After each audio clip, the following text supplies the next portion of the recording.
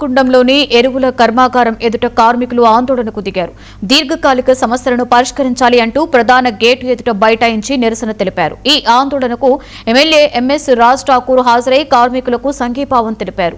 కర్మాగారంలో ఇతర ప్రాంతాల వారిని కాకుండా రామకుండం ప్రాంతానికి చెందిన యువకులకి మాత్రమే ఉపాధి కల్పించాలని ఎమ్మెల్యే డిమాండ్ చేశారు.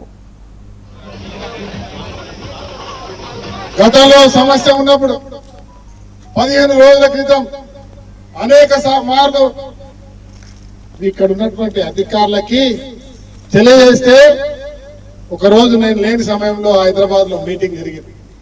మళ్ళీ రాజ్ ఠాకూర్ వచ్చిన తర్వాత రండి అంటే ఇంత లోపలికి వారంలో ఈ సమస్య వచ్చింది. అలా పోరాటం మొదలు పెట్టాల్సిన అవసరం వచ్చింది. నేను ఒకే మాట అడుగుతా ఉన్నా, ఈ ఇండస్ట్రీని మూసేసినటువంటి చరిత్ర గతంలో ఎవరిదో పాలకులు అయితే మళ్ళీ తిరిగి తీసుకొచ్చిన చరిత్ర కాంగ్రెస్ పార్టీది.